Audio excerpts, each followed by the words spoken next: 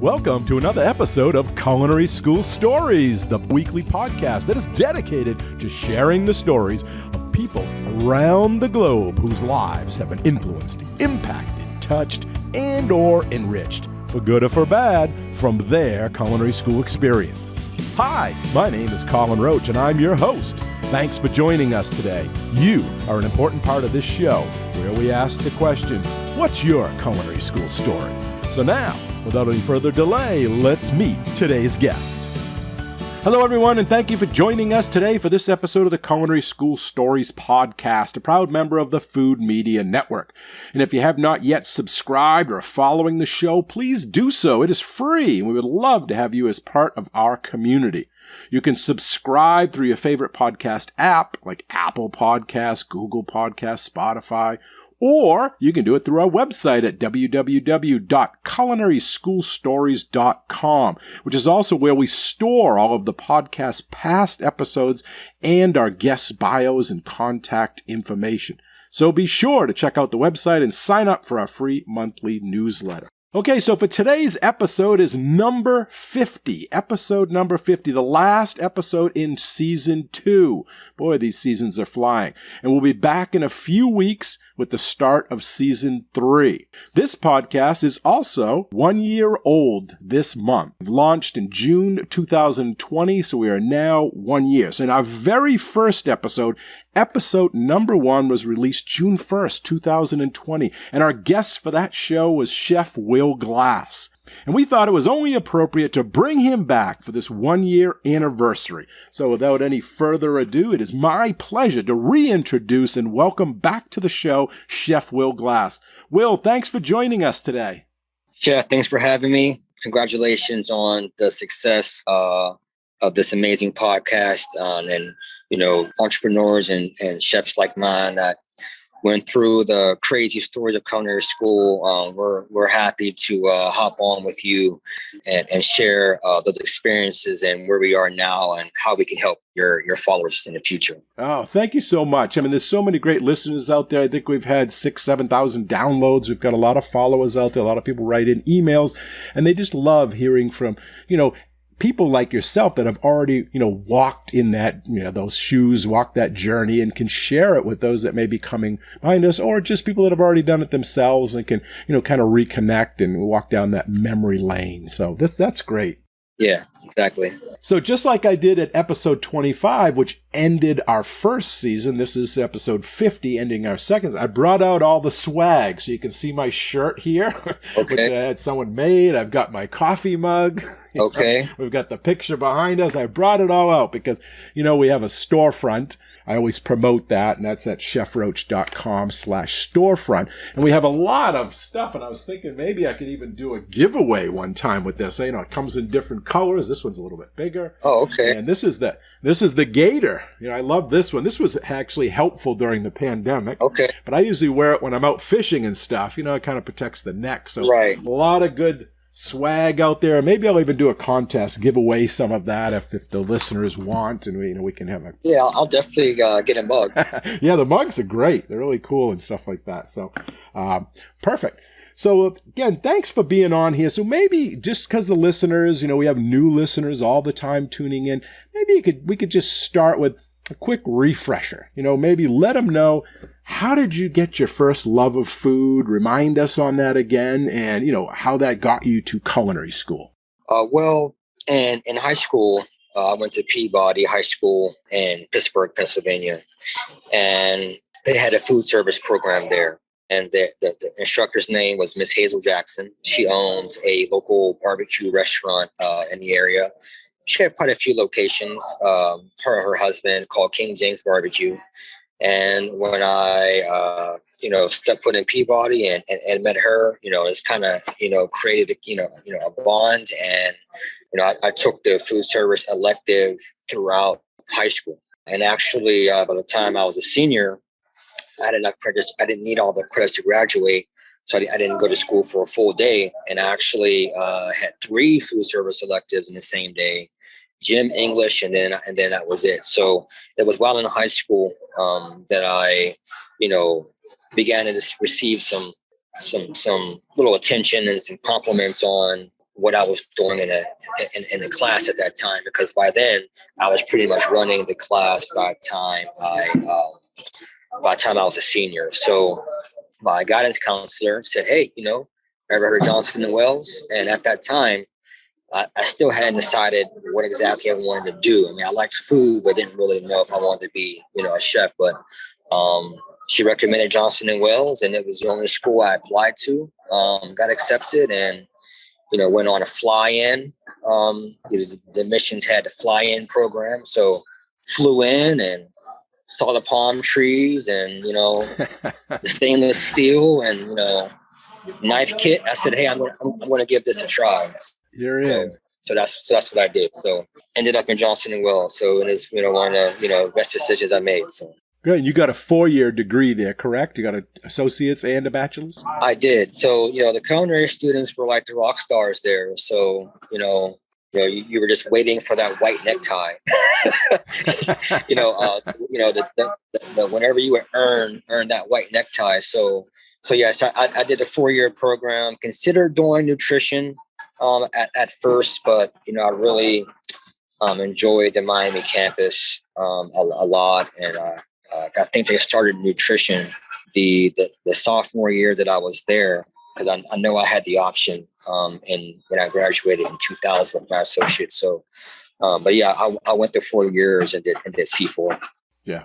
And just to explain to listeners might not know, there's different colors, like in a lot of schools, to designate the, freshmen, the sophomore, the seniors, and even the majors, right? Because the baking and pastry had green and culinary was blue. Right. So, so you were working your way up to the white. Right. And I know they changed the uniforms around since then, but your freshman year was a dark blue necktie. Your sophomore year was a light blue. And then junior, senior, it was white. And baking and pastry was dark green. Sophomore year was light green, and the same for them. So, we inspired and looked up to all those. So, that was the culture there at the time. Yeah. So you went into this popcorn business, which is what we talked about last time. You're in that hot sugar pop, and tell the listeners again, refresh their memory how that started. And that had, a little bit to do with your son. It had stuff to do with the military, which, thank you for your service for that. I think you're still in the reserve, still active duty. Tell us a little bit about how that materialized, because, for those that are listening, they can hear that background. Will is actually live. He's in his store right now, so that's why you'll hear voices. He has a lot of customers, and in a little bit, we're going to get a tour. He's going to tour us around, so if you're listening to the podcast, you'll hear it verbally, but I'm also recording this, so we'll have the video of it. So tell us about the military, your son, and how it materialized into a popcorn business. Right, so in between my sophomore and junior year, I joined the Army, and as a nutrition care specialist, which is basically one of the cooks that works in the hospitals, because at that time I was seriously considering culinary nutrition. Being in Florida and around the athletes and that wealthy population, I was thinking about becoming a personal chef. But so I joined the military. And right now, I'm a Food Service Warrant Officer, and just hit 21 years of service, and will be retiring this year. Wow! Congratulations! Thank you. And my wife was stationed at Fort Bragg, and we were already making popcorn for our oldest son, who has multiple food allergies, and he had eczema really bad, and basically, through a process of elimination, we realized popcorn was something that he could eat. So we were always making it. And then when we landed here in North Carolina, Fort Bragg, and we began to share with our friends around here, it just quickly took off around the installation and around the Fayetteville community. To the point where, we were recruited by the local mall, and they said, "Hey, why don't you come to the mall? We're trying to bring more local businesses into the mall." And so we opened in the Cross Creek Mall in 2019, and thankfully we're still here. So yeah. So I know that like everybody, this last year was crazy. Pandemic, people losing their jobs, businesses closing. How did you fare? And did you have challenges? How did you overcome them? You're obviously still in business. I can, see that you're in the shop right now. Tell us how that was for you and your employees and, in that local community. Well, we had a bit of luck. So the mall shut down, and we were the only store in the mall that remained open because we are accessible from the outside. You do not have to physically enter the mall to get to us. So we did curbside orders from about noon to about 3-4 o'clock. But we had some local celebrities get a hold of our product during the pandemic, and they, the power of social media. So they did posts for us. It wasn't coordinated, it wasn't planned or anything, and it just shot online demand through the roof. Wow. To the point where we had to shut down our website a few times because there were so many orders coming in that we were having trouble filling them in a timely fashion. So, and it never really slowed down after that. So thankfully, we already had a strong online platform. We didn't have to build it during the pandemic. So, one of the things that we invested in early was our website. So it was amazing, the response, and then just the support that began to pour in. So our retail foot traffic, obviously did kind of decrease a bit, and the mall is just now starting, to pick back up. People are now, vaccinated and feeling more comfortable coming around. So it's picking back up. But thankfully, we received, all the assistance that was available for small businesses through the SBA. So that, the paycheck protection and all those things really helped. So our banker, Venus Camp, fought hard for us to make sure we received the assistance because, not everybody did. So we were fortunate to have her on our team. And right now we're still kind of navigating through the pandemic because, we had to make adjustments to our store. Because before you could walk in and we have popcorn dispensers. So you could kind of dispense the popcorn into your own tie-down bag or tin. We had to remove that. And of course, restrict access so they couldn't walk around to the store and touch the merchandise. So we're just now figuring out, okay, how do we want to, reopen, as you will, to a lot of customers who don't know we're here. So, the Fayetteville area is interesting because Fort Bragg is the largest military by population. So it's very transient. So, the same customers that may have been here last year, they may have PCS'd by now. So there's 50,000, over 50,000 soldier members on the installation. So they rotate frequently. So we know that there's a lot of people who don't know we're here, don't know there's a popcorn company here. So as soon as they do know, they might leave and new ones come in. So you constantly have to get the word out. Correct. So we're in a phase right now where we're kind of redecorating the store, and we'll have some different promotions going on. But it was very challenging. I didn't have to lay anybody off, but there was just for maybe like 4 months, it was just me and the manager here. Right. And then we were, once online exploded, we brought people back in and volunteers came in, and you couldn't even move around the store. There was so much inventory and boxes, but well, that's good that online, kind of helped support you, through this time where you didn't get the foot traffic. But this might be a great time to tell them that we didn't even introduce the name of your store and your website because we're talking about it. Maybe the listeners out there want to check it out. So what is the name? How did you come up with it? And what's your website's address? The name of the company is HotSugarPop. I don't know how I came up with the name. It just came to me.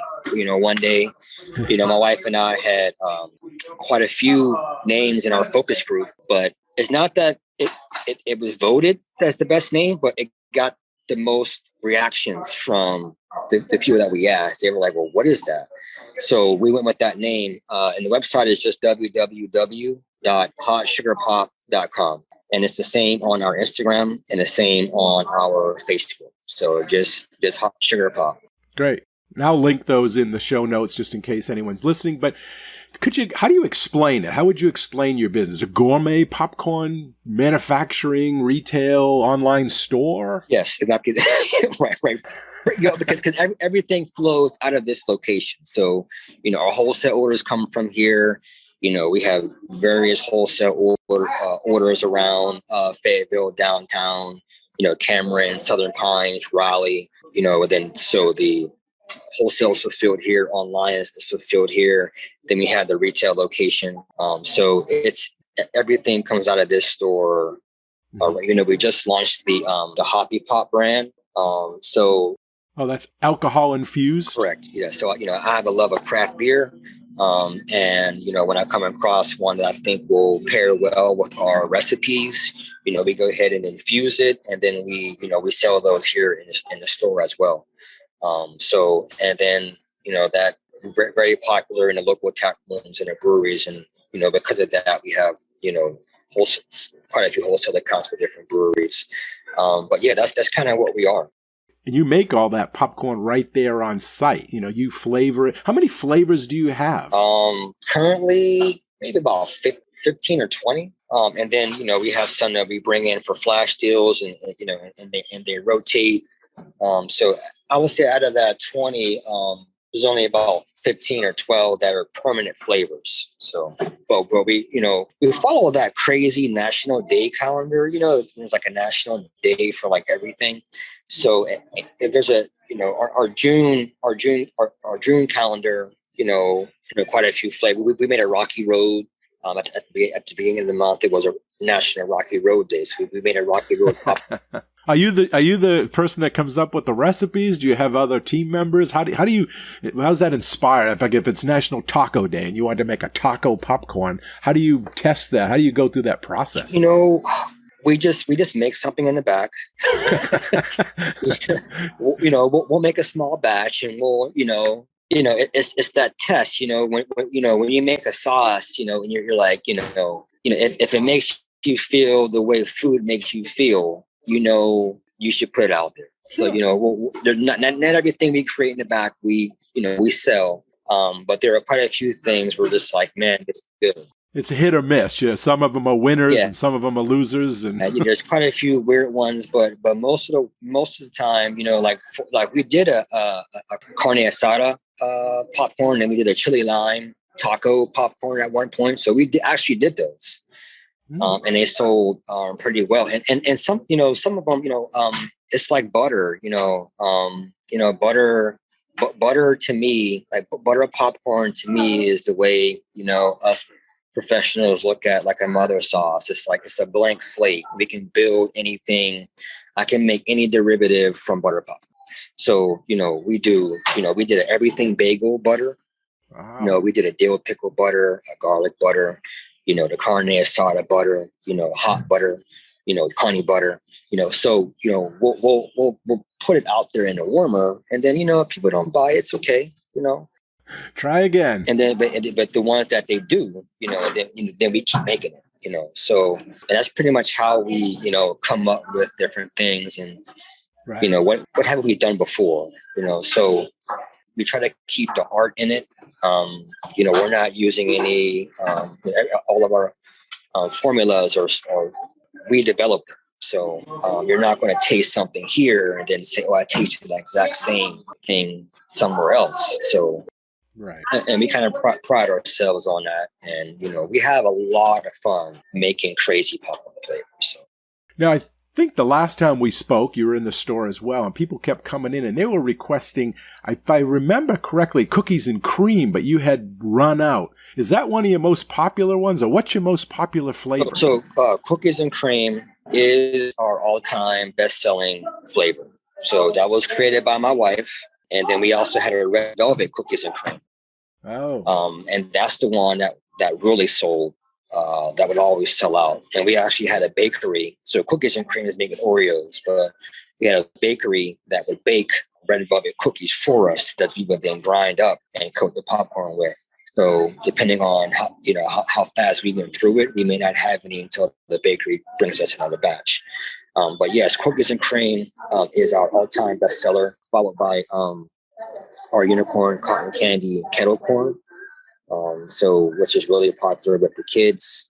But now our caramel and toffee are starting to really Ooh, it sounds good. Really pick up. And we infuse both of those with different extracts and flavoring. So we have a lot.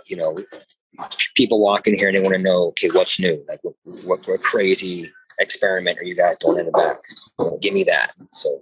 Is there a way you can offer samples to the customers that come in there, like something you may be trying out, or you can't do that anymore with the Well, pandemic? we just started back up offering the samples. So we just started back up actually last week offering samples. So yes, you can come in and get one of the little plastic souffle cups, as a sample for your purpose if you like.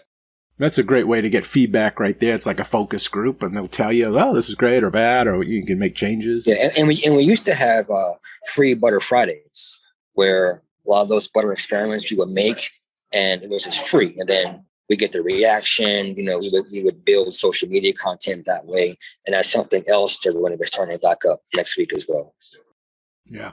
I know I've ordered some, and my kids, they just love it and stuff. And we even, on the show, we had a contest. We had a giveaway that you could, through King Sumo, and I think you donated 3 different tins, 3-gallon tins of variety of popcorns that anyone could choose. And we had 3 listeners, so maybe we'll do that again sometime. And, Sure. We'll put a contest on. So if you're listening and you go check out the website and start thinking about some flavors and place an order, but also keep your eye out for a future contest. Or if you follow our newsletter, I'll put it in that and we'll announce it. And, maybe we'll do that, before the end of the summer. Definitely. Now, what about franchising? Has anyone approached you wanting to replicate your store, or have you thought about multiple locations for yourself? They have. So we receive inquiries quite a bit, and it's for those aspiring entrepreneurs listening, it's 100 miles an hour, and I remember, 2018, 19. I don't even I didn't even really see my kids for 2 years. Wow. So we were always popping. And the reason why is because before we had the store, I would work. I had a job then, and then I would pop at a rental kitchen at night. So, and then once the store opened, I was here every day. So we were just now we were starting to get some structure in our to maybe kind of have a template of what we could do and take somewhere else. But like I said, those listening will find out that you're doing your marketing, you're doing your long-term, short-term strategic planning, you're doing your social media, you're actually washing dishes, taking out the trash, making the product yourself, depending on what it is. So we haven't really had time to really think about, okay, if we were to franchise, how it would look, what would we want. We do receive quite a bit of inquiries, and we are considering it. And we would personally like to have locations in tourist areas, like Orlando, Las Vegas, California, places like that. But we just have to get, this coming out of COVID, kind of finding out what our new normal is going to be. Right. Once we have that established, then we can say, look at a location, here, because we do receive, quite a bit. But really, my short-term goal is to continue selling to the military. So, when a family that, used to be stationed here, they fell off the product, even though, yes, they can buy it online now. But we want the product in those local exchanges on the installation, so they can go right to the exchange or the commissary and buy their favorite popcorn that they used to get here at the store. That's kind of our short-term goal. And while we're looking for a facility that will allow us to scale, and then meet the demands. You could do like a temporary carts or retail kind of things with all prepackaged stuff already there that they could sell and grab and go Correct, type of places. Correct. That's the plan. So, my wife and I being service members, it's a no-brainer for us to get our product on the shelf. It's just we have to be able to manufacture it. So we're probably around this time next year. So it's just about scale then, right? You can't keep up with the demand right now. Right. Because, if we had an opportunity to have, the popcorn, let's say 5 other installations, we would be popping popcorn all day just to meet the demands of AFIS, which is the Army Air Force exchange service. So, and then, there's also, Target is has their campaign right now where they're looking to bring in minority own product businesses and put them on a shelf as well. So we're also working that angle, but again, we just need the facility to do that, and we know it's coming. The right location and building will present itself. When it's time. We thought we were there last year, but it was probably a good thing. But things didn't quite work out with the town, but that's okay. We're still pursuing that. And we know we'll get there soon. Great. So you mentioned entrepreneurs and knowing when you're starting a business, everybody goes through it. You are just wearing all those hats and you're just, all going and trying to, build it and make it into something before you can even step back and breathe. So maybe you could share some advice for someone that's listening that is a, future entrepreneur, or maybe someone that's, going through it now, some of the challenges that you've seen and overcome, or something now that you wish you knew when you started that maybe could help someone that's listening, kind of avoid those pitfalls. Yeah, well, there are a lot of services out there for free. At FSU here, there's an SBA branch called SBTDC, Small Business Technology Development Center, and they offer free business counseling. I mean, they review business plans, marketing plans. They'll help you do anything that you need, actually. And again, it's free. And depending on where the particular office is located in your area, if it's located now I have 2 students here as interns that are getting paid by FSU, and they're working on various parts of the company. So do your research and find out what resources you can tap into that are 100% free to you.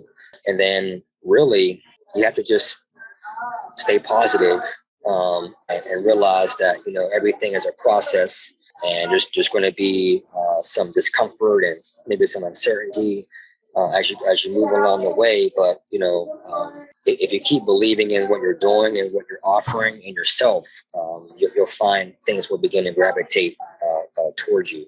But definitely tap into those resources. Definitely understand the tax laws in your state, depending on the type of business. My accountant and our attorney, my best friend. So you definitely want to have that good legal and that good financial advice. I'm not very good with numbers, so I don't like looking at spreadsheets, things like that. So, I have people on the team that help me in these areas. So, we decide to make a move or something, here's what we're going to make, here's what this is going to cost, material costs, profit margins and all that. So we didn't consider any of that when we started. All we knew was that people were asking for popcorn. That's all we knew.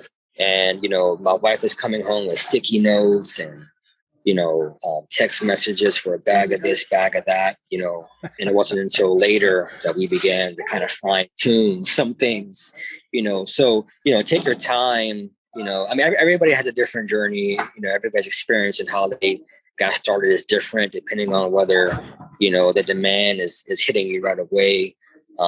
Like myself, whether, you're kind of getting yourself set up and you have some more time. If you have the time, take it. But if it happens for you, you just have to ride it out and just know that, you're not going to capsize and you're going to be all right. So, and one thing about this, what we do here is that, we have a lot of fun. It's fun for the staff to say, hey, we'll have an idea. Can we make this? Okay, let's try it. The team here knows that if you have an idea, flavor wise, bring it up. Or anything that makes the process here, you can improve the process here, bring it up. So that also helps you stay energized. Because my philosophy is, your business is feeding off of the energy that you give it. and the emotions and thoughts you have about it, just like anything. So they're great, and they believe in their product. They enjoy working here. So coming here and knowing that customers are happy and team members are happy as well, that's going to carry you too. So treat the folks that you have on your team well. Value them no matter what their role is, in the company. And I think if you find that balance, that everything will work out. Okay, at this halfway point in the episode, I would like to take this time to thank you as an important part of the success of this podcast. As the host, I appreciate your listenership, your comments, your engagement, and your financial support. You may not realize that it takes a lot of resources and funding to produce this show week after week and season after season, including the out-of-pocket expenses of website costs, hosting platform fees, post-production editing, equipment updates, domain names, and on and on. And there are numerous ways you can help support the show and defray some of these costs. And it doesn't have to be a lot either, because we have strength in numbers with the hundreds of you that subscribe and follow this show. Whatever you can contribute gets added into all the other donations, and together we have enough to keep the show up and running. So if you enjoy this podcast and want to ensure its continuation and success, please consider helping it out today. Individuals can donate in one of two ways. The first is through Patreon at www.patreon, that's Patreon, patreon.com/drprofessorchef. Go to that link and you can find out all of the different ways that you can support the show. And we will be adding more tiers and more benefits over the next couple of weeks. The second way you can support the show is through the Buy Me a Cup of Coffee website at www.buymeacoffee.com/Chef Roche. As mentioned, we truly appreciate any amount that you can afford. Even a few dollars a month helps us out with the hosting, purchasing, creation, and production of our episodes and shows that we produce and give away for free. And if you have a company or business, you can also help out by advertising or sponsoring an episode or even the full podcast. This is super cheap to do, and you will be surprised at how economical it can be. And we'd be glad to send you a rate sheet and our media kit. Just contact us at culinaryschoolstories@gmail.com. Okay, and all of these links will be put into the show notes section of this episode, so you can go there to check them out, and I'll also include a lot of others that I hope you'll check out as well, and share these with others that you know. Again, thank you for all that you do. We truly appreciate your listenership and support. Okay, now back to the show. Yeah, it's funny how life has the paths for you, because I'm sure when you were in culinary school, you never thought, I'm going to open up a popcorn company. Never. Right? It was probably his father's thing. Never. So now you're there. Do you see anything from culinary school that, helps you? Like, what you're using, what you learn now in your current business? Oh, yeah. Oh, yeah. Very, anal about sanitation. You want your facility to be clean. We had many adopt a pot days, and as we're getting ready to leave a particular rotation, and I'm Serve Safe qualified here. I need to get to manager Serve Safe qualified, but sanitation here is a big one, and presentation. So that was a big focus, of course, in school. Of course, the 5 factors that go into plating don't necessarily applicable here, but when we're packaging up something and putting it in, a tin or a bag, I'm still looking at my color, my texture. Of course, not so much height or anything like that, but those things are still kind of embedded in me, that, you want, when that plate is presented in front of the customer, when that customer opens up that tin, you kind of want them to have that same feeling towards the product. So, and even when it comes to the packaging, I was just had to tell some new team members about, when you get an Apple product, the packaging looks state of the art. They're known for that. It's a good first impression. And so even down to the way a box is taped, So there are a lot of little details that were embedded in me during school that I'm carrying over here. I'm not carrying over that fire and brimstone mentality. The crazy chef mentality. That I experienced, even though in the military it came out of me at times, but not so much here. But yes, definitely. I have, my manager has a chef coat. I know we're making popcorn, but she has a chef coat. Yeah. I have one as well. And she's on the floor, she needs to, look like she's in charge, Right. So she has a chef coat. So. Well, that's that marketing, but also you've learned customer service, right. That recipe ideation, how to come up with stuff, the process. So I'm sure all those things, come into play. Right. So, and, there was a couple of folks here that wanted, hey, I went on a restaurant one day and blah, blah, blah, blah, blah. And I just said, you know what? Why are you here? Like, you need to go work at a restaurant. Like, I can teach you all I know, but, if that's what you want to do, I would go try to find a job in the kitchen, where you're going to learn, develop your palate. And so one guy said, hey, you know what? I got a job at a restaurant. I said, hey, man, congratulations. Go cook something, be great, Yep. Life's short. Yeah. Yeah. So, I do try and tap into the skill sets of the team members that I have. The ones that do graphic design, they work on different things for me. A couple of them that are engineers, in school, they work on some things, I pick their brain, so I try and learn from the team members too. But awesome.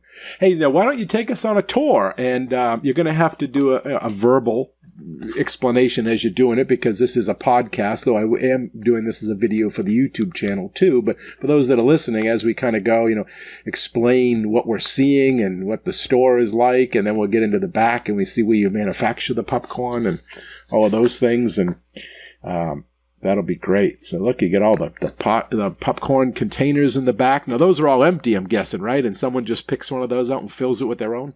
Right. So when a customer comes in, these are our 2-gallon tins here. And here are 3.5 gallons are right here. Wow, that's a good one. And then one. we have our little half gallons down here. So these were.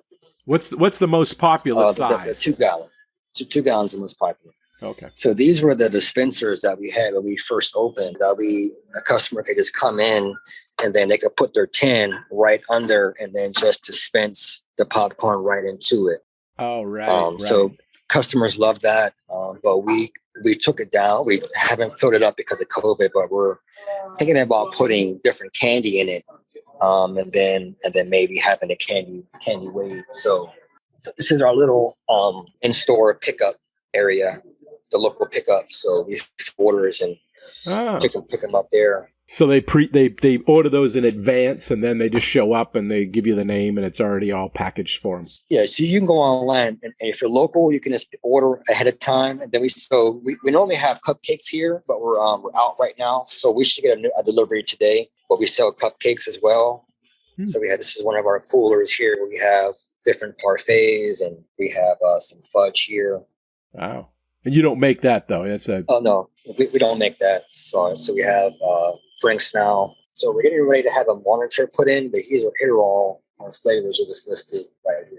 Oh, yeah. Look at them all. Wow. Garlic Parmesan, regular cheddar, spicy cheddar, butter toffee, Tuesdays only. Toffee Tuesday. Now, you have 2 different types of popcorn there, I remember, from the last time we spoke. Maybe as we're walking, you could explain what they are again. One's the... Right. Kernel, a mushroom or something? This is something we did for Father's Day. So we have actually, let me take you over here. So we have these are the 2 Hoppy Pop flavors that we have right now available. And so they're both from Southern Pines Brewery. And as a gift for Father's Day, and you can still do this now for a gift for dad at all, you can have the popcorn put in the growler. So we have one.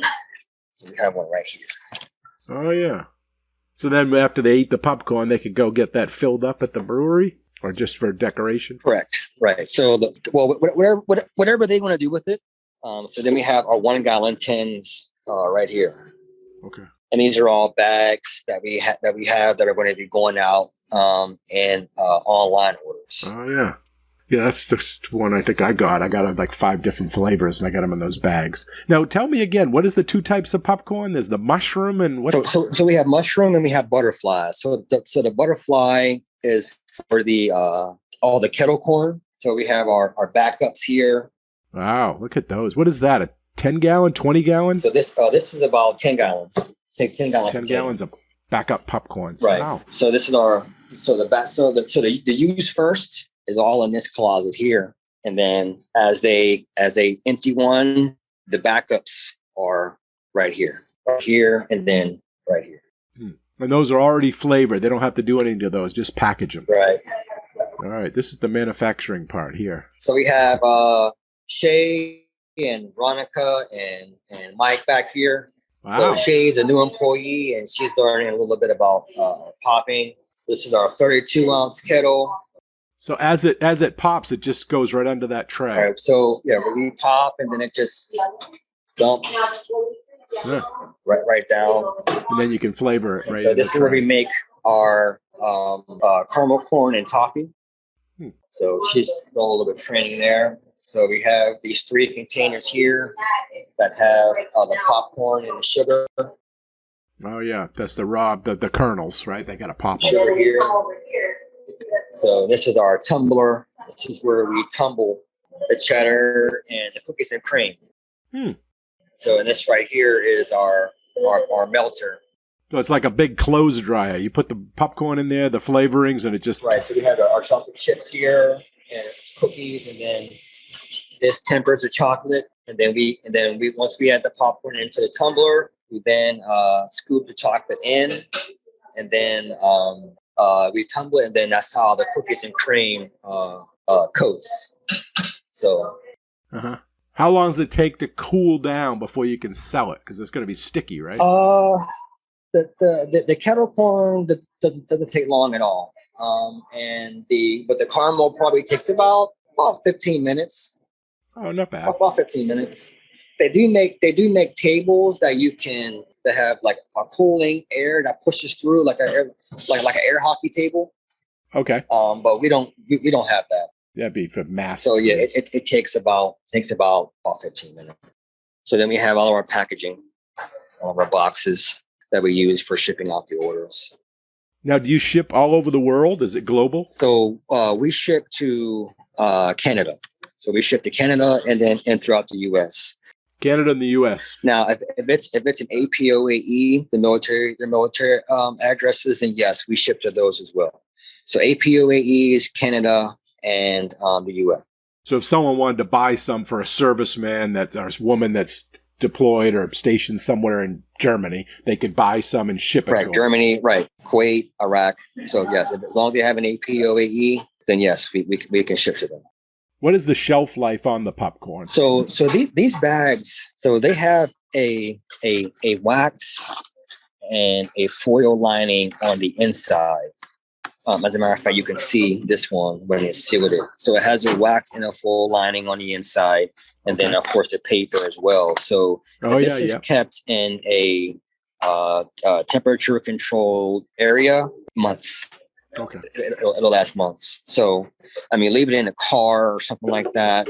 Out in the sunlight. Then yes, it's right. But if you keep it in your house and you keep the bag sealed, it'll because it's full of salt and sugar. It's really the oil that'll probably get rancid. Right. So the sugars, especially the caramel, it's going to preserve it. So you can see the inside here. So it also has this zipper.